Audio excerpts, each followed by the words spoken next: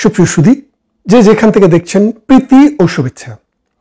বাংলাদেশের রাজনীতি নিয়ে যে টালমাটাল অবস্থা চলছে, এটা কিন্তু আপনারা হরহামেশাই দেখছেন।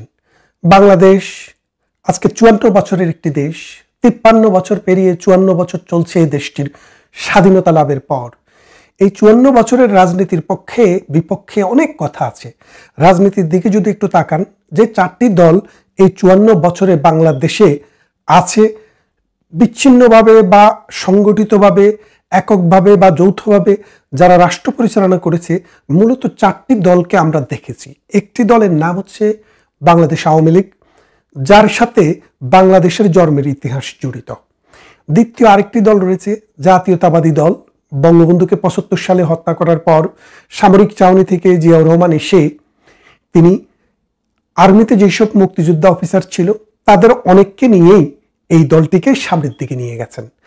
আর 3 নম্বরে যে দলটি রাষ্ট্র পরিচালনা করেন জিয়াউর রহমানকে হত্যার পর, হোসাইন মোহাম্মদ এরশাদ, জাতীয় পার্টি, রংপুর এবং সিলেট অঞ্চলে তার বিশাল জনসংখ্যা তাকে পছন্দ করত। আর চতুর্থ যে দলটি বাংলাদেশের বিএনপির জন্মের সাথেও যাদের সম্পর্ক আছে, সেটি হলো জামাতে ইসলামী। কারণ কেন বললাম, এই বিষয়টা নিয়ে একটু আলোচনা করব।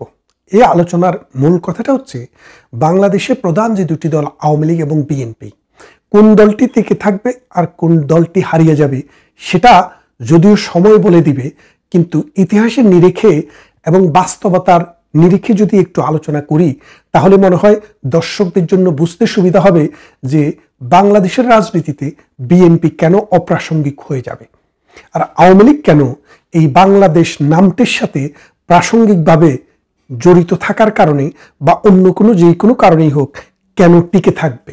এই বিষয়টা নিয়ে কথা বলতে চাই। আপনি যদি দেখেন বাংলাদেশ আওয়ামী লীগের জন্মের ইতিহাসের দিকে তাকান, 1949 সালে বাংলাদেশ আওয়ামী লীগের যখন জন্ম হয়, তখন পাকিস্তান নামক রাষ্ট্রটির বয়স মাত্র 3 বছর। অর্থাৎ 3 বছর বয়সের পাকিস্তানে নতুন একটি দল তৈরি হয়, যেটার নাম ছিল আওয়ামী লীগ। শুরুতে এটার নাম আওয়ামী লীগ ছিল না, এটার নাম ছিল আওয়ামী মুসলিম লীগ।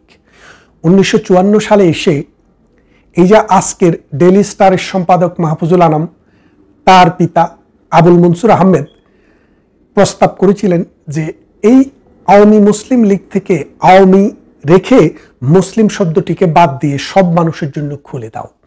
কেন বলেছিল? কারণ ধর্মের ভিত্তিতে পাকিস্তান সৃষ্টি হইলেও পশ্চিম পাকিস্তানে কিন্তু হিন্দুর সংখ্যা খুব একটা ছিল না, অন্য ধর্মের লোক ছিল না, কিন্তু পাকিস্তানের পূর্ব অংশে প্রায় 19% হিন্দু লোকের সংখ্যা ছিল। অর্থাৎ হিন্দু, বৌদ্ধ, খ্রিস্টান মিলিয়ে প্রায় 20% জনসংখ্যা ছিল। যার কারণে তারা চেয়েছেন যে পূর্ব পাকিস্তান কেন্দ্রিক রাজনীতি করতে গেলে এখানে সব মানুষকে অংশগ্রহণের সুযোগ দিতে হবে। যার কারণে হিন্দু, বৌদ্ধ, মুসলিম, খ্রিস্টান সবাই মিলে যেন একসাথে রাজনীতি করে অসাম্প্রদায়িক চেতনায় রাষ্ট্র তৈরি করা যায়, সাম্প্রদায়িকতার বীজ বাষ্পকে এই দেশ থেকে চিরতরে কবর দেওয়া যায়, সেই জন্যই কিন্তু এই আওয়ামী মুসলিম লীগ থেকে মুসলিম শব্দটিকে বাদ দিয়ে আওয়ামী লীগ করা হয়। পরবর্তীতে এটি কিন্তু আওয়ামী লীগ হিসেবেই বাংলাদেশে দাঁড়িয়ে যায়। এখন সবাই এটিকে আওয়ামী লীগ হিসেবেই জানে। তা আওয়ামী লীগের জন্মের পিছনে আরো একটু দূরের ইতিহাস হচ্ছে 1930-এর দশকে, 40-এর দশকে, অর্থাৎ ভারত পাকিস্তান ভাগ হওয়ার আগে, প্রথম বিশ্বযুদ্ধ পরবর্তী সময় এবং দ্বিতীয় বিশ্বযুদ্ধের আগে, ওই সময়ে ভারতবর্ষে ঘন ঘন দাঙ্গা হাঙ্গামা হচ্ছিল। মুসলিমের সাথে হিন্দু, হিন্দুর সাথে মুসলিম, এই দাঙ্গায় হাজার হাজার মানুষ প্রাণ হারাচ্ছিল। মানুষের কাছে রাষ্ট্র, মানুষের কাছে জাতি, মানবতার চাইতেও ধর্মটা বড় হয়ে দেখা দিয়েছিল। হিন্দু এবং মুসলিম দুইটা সম্প্রদায়ের মধ্যেই ছিল।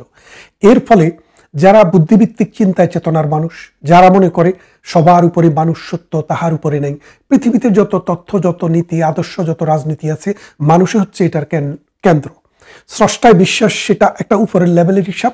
নিচের লেভেলে আসলে মানুষটাই হচ্ছে সবার উপরে সত্য।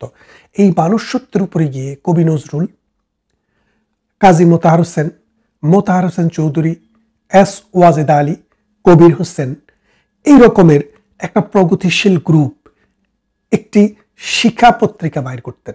এটা নাম দিয়েছিল বুদ্ধির মুক্তি এবং চিন্তার স্বাধীনতা।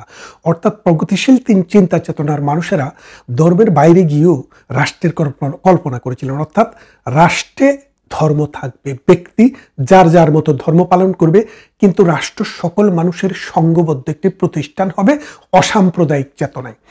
সেই চেতনাটি 30-এর দশকে যদিও শুরু হয় এই শিক্ষাগোষ্ঠীর আন্দোলন, কিন্তু 47-এ যখন দেশ ভাগ হয় তখন তাদের শক্তিটা খুব অল্প পরিমাণে ছিল, তাদের সেরকম বড় কোনো শক্তি ছিল না। আর এই আন্দোলনটি মূলত কলকাতা কেন্দ্রিক ছিল। পরবর্তীতে 47-এর দেশভাগে তারা কোনো ভূমিকা রাখতে পারেনি, যার কারণে এই বাংলা এবং ওই বাংলায় মানুষেরা গৃহত্যাগ করেছে, এই বাংলা থেকে ওই বাংলায়, ওই বাংলা থেকে এই বাংলায় এসেছে। পরবর্তীতে বঙ্গবন্ধুরা যখন, মাওলানা ভাসানীরা যখন 49 সালে যখন বাংলাদেশ আওয়ামী লীগ করে, তখন ওই যে বুদ্ধির মুক্তি এবং চিন্তার স্বাধীনতা, সে যে মন্ত্রটি, সেই যে বিখ্যাত ধারণাটি, সেই ধারণাটিকে ধারণ করেছিল বাংলাদেশ আওয়ামী মুসলিম লীগ। মানে আওয়ামী মুসলিম লীগ এটা তখন বাংলাদেশ ছিল না, পাকিস্তান ছিল। সেই ধারণা থেকে পরবর্তীতে এই বঙ্গবন্ধুর হাতে যখন দলের দায়িত্বটি আসে 1966 দিকে, তখন এই বুদ্ধির মুক্তি এবং চিন্তার স্বাধীনতার সমস্ত চেতনা বঙ্গবন্ধু শুষে নিয়েছিলেন এবং ধারণা করেছিলেন, চিন্তা করেছিলেন যে অসাম্প্রদায়িক চেতনায় একটি রাষ্ট্র হবে, এবং এই দলটিকে তিনি সেইভাবে সাজিয়েছিলেন। 1966 6 দফা, 1969 গণ অভ্যুত্থান, 70-এর নির্বাচন এবং 71-এর মহান মুক্তি সংগ্রামের মাধ্যমে বাংলাদেশ আওয়ামী লীগ একটি রাজনৈতিক শক্তি হিসেবে দাঁড়িয়ে যায়। বাংলাদেশ যখন রাজনৈতিক শক্তি হিসেবে দাঁড়াতে যায় 1970-এর নির্বাচন, সেই 70-এর নির্বাচনে বঙ্গবন্ধু পেয়েছিলেন 70% ভোট। আর বঙ্গবন্ধু বিরোধী যারা যারা পাকিস্তানপন্থী, 6 দফার বিরুদ্ধে যারা ছিল, পাকিস্তান ভাঙার পক্ষে যারা ছিল না, তারা পেয়েছিল প্রায় 30% ভোট। এখন 1975 সালে যখন বঙ্গবন্ধুকে হত্যা করা হয়, তখন জিয়াউর রহমান যখন ক্ষমতার মসনদে বসেন, তখন তিনি চিন্তা করলেন তিনি একটি দল করবেন। তো দল করলে, যেহেতু বঙ্গবন্ধুর খুনিদেরকে তিনি ইন্ডেমনিটি দিয়ে পার্লামেন্টে একটি বিল পাশ করেছিলেন, বিলটি ইনিশিয়ালি অর্ডিন্যান্স আকারে মোস্তাকেনি ছিল। তো আপনারা জানেন বাংলাদেশে যেই কোনো বিল অর্ডিন্যান্স 60 দিনের বেশি জীবিত থাকে না, যদি এটা পার্লামেন্ট রেকটিফাই না করে। পরবর্তীতে জিয়াউর রহমানের পার্লামেন্ট 1979 সালে, 78 সালে বা 79 সালে কোনো একটা সময় এটাকে রেকটিফাই করে পার্লামেন্টে। করার পর থেকে আওয়ামী লীগ যারা বঙ্গবন্ধুর খুনিদেরকে দায় মুক্তি দেওয়ার কারণে এবং বঙ্গবন্ধুর খুনিদেরকে পৃথিবীর বিভিন্ন জায়গায় চাকরি দেওয়ার কারণে এবং দেশেও পুনর্বাসন করার কারণে আওয়ামী লীগের বিশাল জনগোষ্ঠী জিয়াউর রহমানের উপরে হ্যাপি ছিল না। যার কারণে জিয়াউর রহমান চিন্তা ভাবনা করছেন যে আমার যদি দল করতে হয়, এমন দল করতে হবে যারা আওয়ামী লীগের লোক না। তা আওয়ামী লীগের এন্ট্রিতে কারা আছে? 1970 সালের নির্বাচনে যে 30% লোক আওয়ামী লীগের বিরুদ্ধে ভোট দিয়েছিলেন, ওই 30% লোককেই জিয়াউর রহমান সাহেব নিজের দলে টানলেন। ওরা কারা? আল বদর, রাজাকার, আল শামস, মুসলিম লীগ, নেজামে ইসলাম এবং জামাতে ইসলাম। বাংলাদেশে 1972 সালে যে সংবিধানটি হয়, সেই সংবিধানে জামাতে ইসলামের মতো যেই কোনো ধর্মীয় রাজনীতিকে নিষিদ্ধ করা হয়। শুধু জামাত নয়, কোনো দলই রাজনীতি করতে পারবে না ধর্মের ভিত্তিতে। সেই কারণে জামাতে ইসলামে ছিল না। 1975 সালে বঙ্গবন্ধুকে হত্যা করার পর জিয়াউর রহমান যখন রাজনীতির চিন্তা করেন, তখন তিনি ওটাকে উইথড্র করেন। উইথড্র করে জামাতে ইসলামীকেও চিনে নিয়ে আসেন। তখন তারা নাম সর্বস্ব, মূলত এই বাংলাদেশের 71-এ 70-এর নির্বাচনে বাংলাদেশ বিরোধী যে শক্তিটা, এই শক্তিটাকে জিয়াউর রহমান কাছে নিয়ে আসেন। নিয়ে আসার পর এই শক্তির সাথে তিনি যখন 6 বছর ক্ষমতায় ছিলেন, এ সময় তো আরো নতুন কিছু লোক দলে যোগ দিয়েছে এবং আর্মিদের মধ্যে কিন্তু 2টা পার্ট ছিল। একটি পার্ট ছিল যারা পাকিস্তান আর্মি থেকে, আর্মি না, মুক্তিযুদ্ধ, পাকিস্তান আর্মি থেকে যারা এসছে তারা। আরেকটি শক্তি ছিল রাজনৈতিক শক্তি, হাটে মাঠের ঘাটের রাজনৈতিক কর্মী, যুবলীগ, ছাত্রলীগ এবং সাধারণ মানুষ, এরা মুক্তিযুদ্ধে গিয়েছিল। ফলে জিয়াউর রহমান মুক্তিযোদ্ধাদের যে পার্টি আর্মি থেকে এসছে, যেমন মীর শওকত আলী, তারপরে চিটাগংয়ের কর্নেল অলি আহমেদ, তারপরে মেজর হাফিজ, মেজর আখতারুজ্জামান, তারপরে এইরকম ভাবে আরো অনেকের নামে হয়তো বলা যাবে, ব্রিগেডিয়ার হান্নান শাহ, এদেরকে নিয়ে তিনি দলটি করলেন। করে এই মুক্তিযুদ্ধ বিরোধী, বাংলাদেশ বিরোধী, পাকিস্তানপন্থী এবং ভারত বিরোধী এবং ধর্মীয় রাজনীতির পৃষ্ঠপোষক, এদেরকে দিয়ে তিনি বিএনপি করলেন। করার পর খালেদা জিয়া জিয়াউর রহমানের মৃত্যুর পর আবার 91-তে ক্ষমতায় আসলেন। ক্ষমতায় আসার সময় 91-এর নির্বাচনে কিন্তু জামাতে ইসলামের সমর্থন নিয়ে আসলেন। তার মানে জিয়াউর রহমান পরবর্তীতে বিএনপি 2বার ক্ষমতায় আসলেন। 91-তে আপনারা জানেন জামাতের সংসদ সদস্যরা ভোট দিয়ে বিএনপিকে নমিনেশন করে, মানে পার্লামেন্টে সংখ্যাগরিষ্ঠ দল করে এবং তারা সরকার গঠন করে। আবার 2001 সালেও তারা কিন্তু যৌথভাবে নির্বাচন করে। আলী হাসান মুজাহিদ এবং জামাতের আমির ছিলেন তখন মতিউর রহমান নিজামী, এই দুইজনকে কিন্তু তারা পার্লামেন্টে মন্ত্রিত্ব দেয়। তো এখন দেখেন যে বাংলাদেশ আওয়ামী লীগ এবং বিএনপির যে মেকানিজমটা, বাংলাদেশের আওয়ামী লীগের সাথে যারা ছিল, আগে যারা ছিল এখনো ঠিক তারাই আছে, কিছু কিছু চলে গেছে, যেতেই পারে, কিন্তু বাংলাদেশ আওয়ামী লীগে কিন্তু মৌলবাদী গোষ্ঠী, স্বাধীনতা বিরোধী গোষ্ঠী, রাজাকার, আল বদর, আল শামস, নেজামে ইসলাম, মুসলিম লীগ, এই গ্রুপের মেসিভ কোনো ইন্টিগ্রেশন আওয়ামী লীগে হয় নাই, সেটা কিন্তু বিএনপিতেই ছিল। তো তার মানে কি, বঙ্গবন্ধু হত্যার পর এই দলটির নেতৃত্বে ছিল বিএনপি। এরপরে এরশাদ যখন ক্ষমতায় আসে, দলটিকে নেতৃত্ব দিয়েছে এরশাদ। এরশাদের যখন পতন হয় তখন আবার খালেদা জিয়ার হাতে ফেরত আসে। এবারের এই 2024-এর 5 অগাস্ট যখন প্রধানমন্ত্রী শেখ হাসিনার সরকারের পরাজয় হয়, তখন আস্তে আস্তে এই বিএনপির যে রাজত্ব, এই রাজত্বটি আস্তে করে জামাতের হাতে চলে যায়।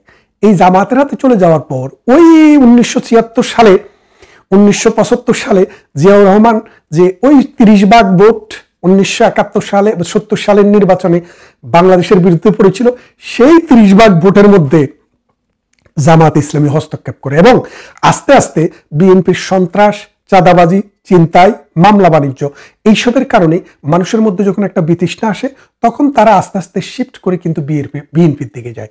তার মানেটা কি দাঁড়াচ্ছে দেখেন, বিএনপি আস্তে আস্তে ছোট হচ্ছে আর জামাত আস্তে আস্তে বড় হচ্ছে। আওয়ামী লীগ কিন্তু যে জায়গায় ছিল, আপনি ছোট বলেন আর বড় বলেন, সে জায়গায় আছে অসাম্প্রদায়িক চেতনা এবং বাংলাদেশপন্থী। আমাদের প্রতিবেশী রাষ্ট্র যে ভারত, যেই ভারত এই বাংলাদেশের জন্মের সাথে জড়িত, জন্মের ইতিহাসের সাথে জড়িত, তাদের সাথে বন্ধুত্ব, শত্রুতা নয়, এবং পাকিস্তানের সাথে শত্রুতা, এই তথ্যে বাংলাদেশ আওয়ামী লীগের কর্মীরা এখনো দাঁড়িয়ে আছে। তার মানে কি, দিন যত যাচ্ছে, এখন সাম্প্রতিক IRI এর রিপোর্টে আপনারা দেখেছেন 19% লোক বিএনপিকে ভোট দেয় আর 17% জামাতকে দেয়, 2%-এর ব্যবধান। আবার এই যে ইসলামী ঐক্যজোট, তাদের কাছে 4% ভোট। তার মানে কি, যদি ইসলামী ঐক্যজোটকে একসাথ করেন তাহলে 17 আর 4 হলো 21, বিএনপির কিন্তু 19। তাহলে এখন আপনারা বোঝেন, আস্তে আস্তে বিএনপিকে স্লিম করতে করতে করতে জামাত কিন্তু গায়েল করে ফেলবে। এবং আলটিমেটলি জামাত এখন যেটা দাবি করছে যে ইসলামিক শক্তি, ধর্মীয় রাজনীতির শক্তি, পাকিস্তানপন্থী শক্তি, ভারত বিরোধী শক্তি, এই শক্তির নেতৃত্ব এখন জামাত দেবে, বিএনপি নয়। তার মানেটা হচ্ছে কি, বিএনপিতে কোণঠাসা হতে হতে প্রগতিশীল মুক্তিযুদ্ধপন্থী যে দলটি, যে গ্রুপটি আছে, এটার ঠিকানা আজ হোক কাল হোক, 5 বছর 10 বছর পরে হোক, ওই আওয়ামী লীগের কাছেই হবে, কারণ এটা সর্বশেষ ঠিকানা। আর জামাতের মধ্যে যারা আছে তারা তো আছেই, বিএনপির ভিতরে যারা আছে বা অন্যান্য দলে যারা ধর্মপন্থী, ধর্মাশ্রয়ী রাজনীতি এবং পাকিস্তানপন্থী এবং কট্টর সাম্প্রদায়িক শক্তি এবং যারা ধর্ম নিরপেক্ষতায় বিশ্বাস করে না, তাদের জন্য কিন্তু বড় প্ল্যাটফর্ম তৈরি করে ফেলছে জামাত। তার মানে বাংলাদেশের দল দুটিয়ে থাকবে, একটি জামাতে ইসলামী যেটি পাকিস্তানপন্থী, ধর্মপন্থী, সাম্প্রদায়িক, ইন্ডিয়া বিরোধী, আরেকটি হচ্ছে বাংলাদেশ আওয়ামী লীগ, যেটি এই দেশের স্বাধীনতার সাথে, এই দেশের জন্মের সাথে, ইতিহাসের সাথে অঙ্গাঙ্গিভাবে জড়িত। এদেশের উত্থানে, এদেশের পতনে, এই দেশটির যে কোনো ভাগ্য নিয়ন্ত্রণে এই দলটি থাকবেই। পতনেও থাকবে কেন বলছি, যখন কোনো কারণে আমরা পরাজিত হই, তখনও কিন্তু আওয়ামী লীগ যাবে না কোথাও, এই দলের সাথেই থাকবে। তাই আমরা দেখছি যে বিএনপি যত দিন যাবে আস্তে আস্তে জামাতের সাথে অঙ্গীভূত হয়ে যাবে। ভবিষ্যতের রাজনীতি জামাত এবং বিএনপি বাই বাই, সেখানে জামাতের আপার হ্যান্ড, বিএনপির লোয়ার হ্যান্ড। এই ছাড়া বাংলাদেশের রাজনীতিতে বিএনপির আর কোনো গত্যন্তর নাই। দিন যত যাবে এই বিষয়টি স্পষ্ট হয়ে উঠবে। আপনারা গত বছরের অক্টোবরে আমার একটি ভিডিও দেখেন, সেখানে আমি বলেছিলাম যে ধর্মাশ্রয়ী, ভারত বিরোধী এবং বাংলাদেশ বিরোধী যে শক্তিটি, এই শক্তিটির নেতৃত্ব এখন আর বিএনপির হাতে থাকবে না, আস্তে আস্তে জামাতের হাতে চলে যাবে। তার 1 বছরের পরে আমি আজকের ভিডিওটিতে আবার বলছি, আরও যদি 6 মাস নির্বাচন পেছানো যায়, তাহলে বিএনপির সংখ্যা আরও 5% কমবে, জামাতের সংখ্যা 5% বাড়বে। এতে আওয়ামী লীগের কোনো লাভ ক্ষতির কিছু নেই, কারণ আওয়ামী লীগ যে শত্রুর সাথে লড়ে, মোকাবেলা করে, সেটা হচ্ছে বাংলাদেশ বিরোধী সাম্প্রদায়িক শক্তি। এই শক্তি বিএনপিতে থাকুক আর জামাতে থাকুক, আওয়ামী লীগ কিন্তু তার জায়গাতেই আছে। সময় রাজনীতিতে উত্থান এবং পতন থাকে, উত্থানে ছিলাম, পতনেও আছি।